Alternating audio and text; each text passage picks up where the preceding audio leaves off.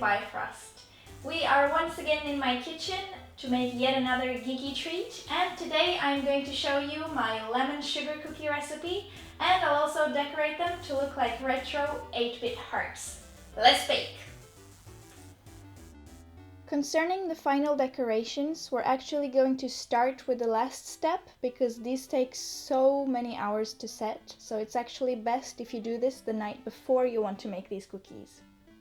I created a template of some 8-bit hearts and put it on a tray before taping some baking paper over it. Well secured. For the royal icing, I used 1 egg white and whipped it with a hand mixer until it started to look like white foam. Then I added a bunch of powdered sugar into the bowl and mixed to combine. It was actually a bit too much sugar, so I added a few drops of water to correct the consistency. It needs to be liquid but still be able to keep in place, so not runny but not exactly a paste either. I separated the icing into 3 and colored the parts in red, black, and left one part uncolored, so white. I started off with the black icing to outline the heart. I followed the template underneath the baking paper, piping carefully to make it look like square pixels.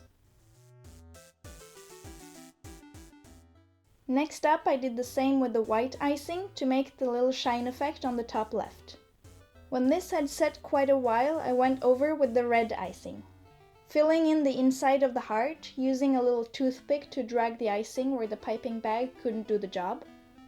I also used the toothpick to smooth out the icing when I was finished piping. Then it's just pretty much waiting until the day after. For the lemon sugar cookies, you need 1.5 cups of flour, half a teaspoon of baking powder, a pinch of salt, 113 grams of butter at room temperature, 3/4 cup of sugar, 1 large egg, and 1 teaspoon of lemon juice. In a bowl, mix together the flour, baking powder, and a pinch of salt. Combine it well and set aside.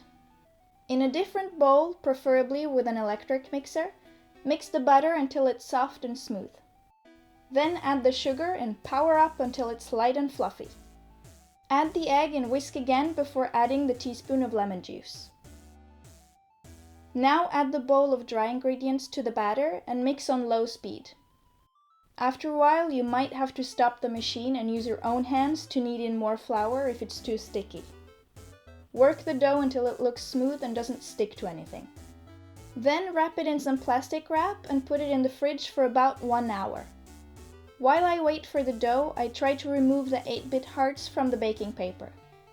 I remove the tape that sticks it to the tray underneath and fold the paper to successfully remove the hearts one by one.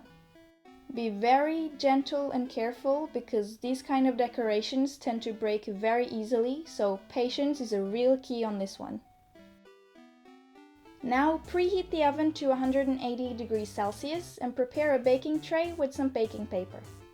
When the dough is chilled, take it out of the plastic and knead it till you have this non-sticky smooth surface again. Roll it out with a rolling pin, continuously turning the dough and adding more flour so it doesn't stick to the surface. Then I used a simple circle cookie cutter and cut out my cookies, placing them on my prepared baking tray. When the tray is full, put it in the oven and bake for 10 to 15 minutes depending on your oven and your wanted cookie crunchiness. When the cookies are done, transfer them to a cooling rack and let them cool before adding the royal icing so it won't melt. For the icing, I use what's left of the white we made earlier, making a circle on each cookie to make a barrier for the icing that goes in the middle. When that's done, I'm making a new batch of royal icing, but this time much runnier so it spreads out nicely, but will stop at the edges I just made.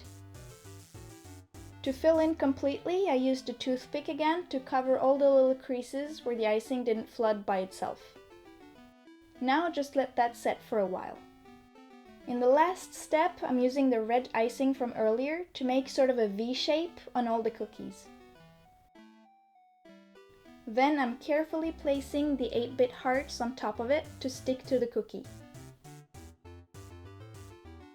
And there you go! Now you can have all the health you want with a bunch of these cookies.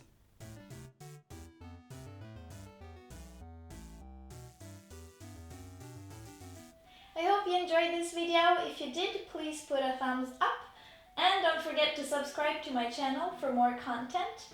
If you do like my cosplays and other creations as well, you can follow me on any of these medias, or all of them if you're feeling crazy. Okay, until next time, bye!